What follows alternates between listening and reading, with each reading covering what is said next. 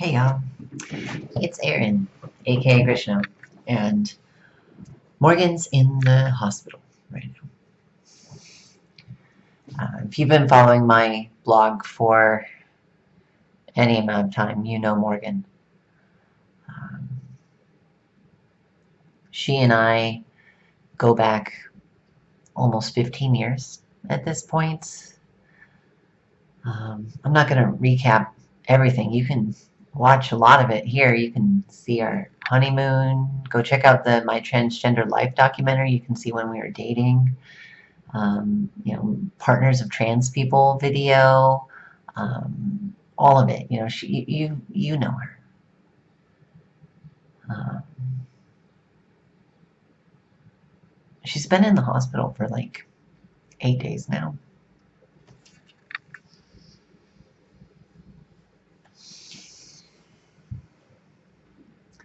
This is one of the first times that I've been home to do anything. You're not catching me with a lot of shock because I'm 8 days in, so I'm pretty steeled at the moment. But I thought I'd at least give you an update on where she is and where we are. But on I guess Thursday of last week, she started getting this really big pain in her abdomen, and we went to the hospital. They couldn't figure it out. They looked at a couple different things, and it kind of went away a little bit. So we went home. We got sent home, and that night, the next day, the next night, she was at home, and she wasn't doing well. She was not comfortable. She was in pain.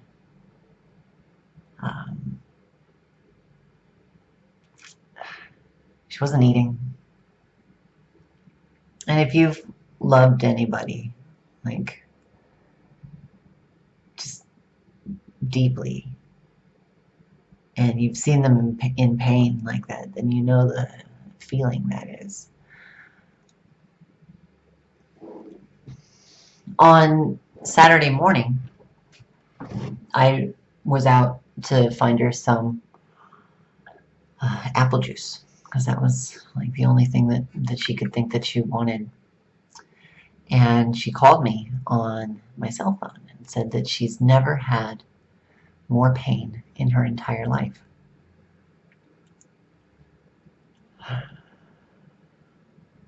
Never had more pain in her entire life.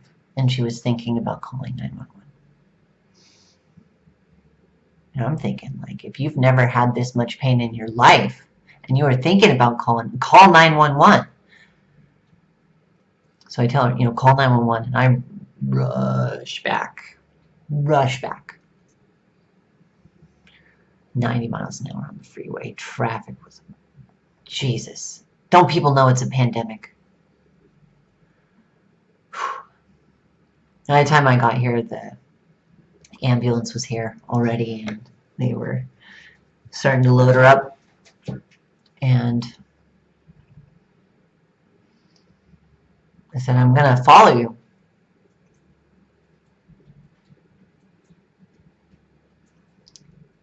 And they said I should wait because of COVID. That the ER didn't have any visitors, and they weren't sure where she was going to go, and this and that. So I knew once she got set up, she'd call me or something. And I sent her off, and I waited for an hour and a half. It was excruciating.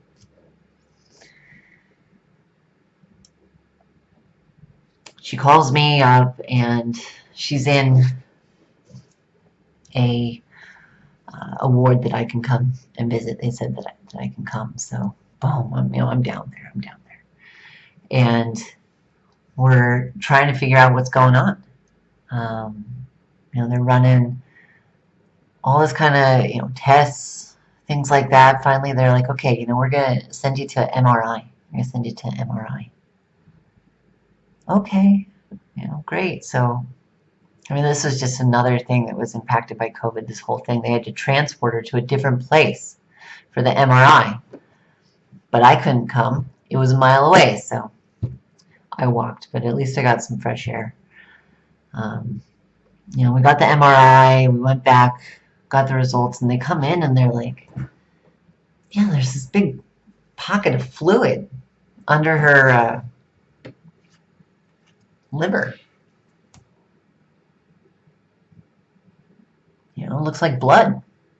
She might be bleeding from the liver. We don't know what causes this. It's very serious. Has she had any trauma? Like, that's what would cause this. Like, have she been in a car accident? No, nothing. Like, so they need to figure out what's going to cause it. So they send her to a CAT scan this time. Another thing. And we're just, at this point, it's been days. Now she's just going through tests. We don't know what it is. Maybe she's bleeding internally for no fucking reason. God, I've never been so scared in my entire life.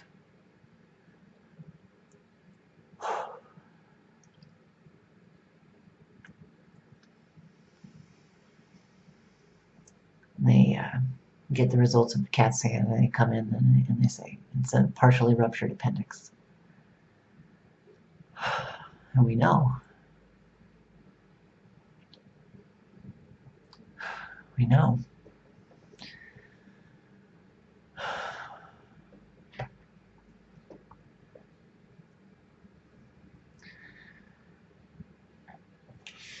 But they have to get her.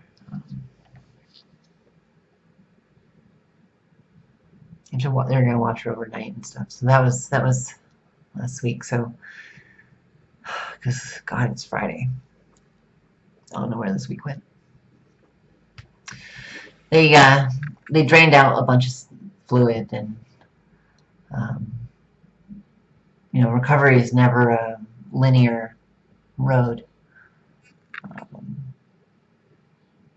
So we're looking at more pockets of fluid from the appendix and trying to clean it out and all this. So, long story short, I still don't know when she's coming home. And I've been spending every night for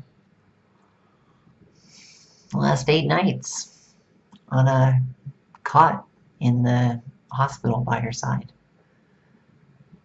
And the thing I can tell you is that before they figured out what it was, she was just not doing well. She didn't look good. She looked bad. Like, you'd hold her hand and she wouldn't squeeze back. Like,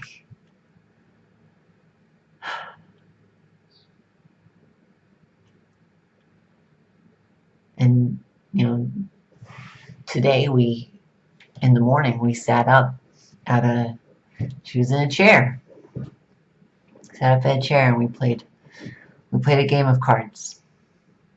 So we're appreciating the ups when we have them. And we're getting through the downs when they come. But it's been a rough week, and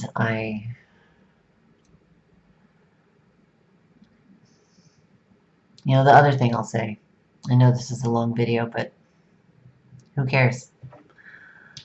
So the other thing I'll say is that having a community of people behind you is so important for these types of events in your life.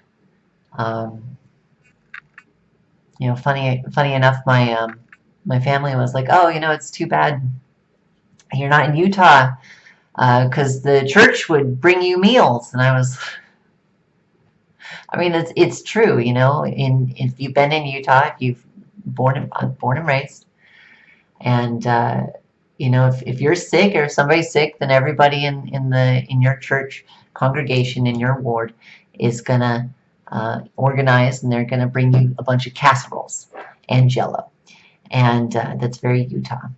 And you know, to some extent, like that's great.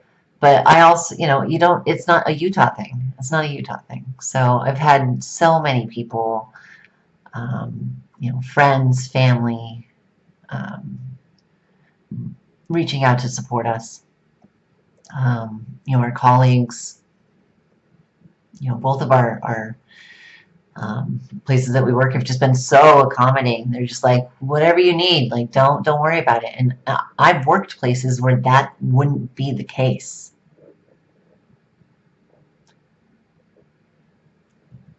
So you know, we've got great insurance, and she's getting incredible care. And we've had a huge community of people come around us. I had a friend of mine yesterday dropped off a huge bag of groceries that she just bought from the store that I could take to the hospital and eat. And this morning for breakfast, I had yogurt with fresh strawberries and blueberries. And last night I had a fresh avocado. It's like night and day after trying to scrounge hospital food during fucking COVID, because the cafeteria is not open to visitors and I can't come and go. I'm either there or I'm not. So I was in a pretty rough state at some points too. Um, but you know, we're getting through it together, and with our community behind us, and you're all part of that community. And so I hope that you will wish her well in the comments. I'm gonna probably show her this video while she's in there. Morgan, I love you. I love you so much.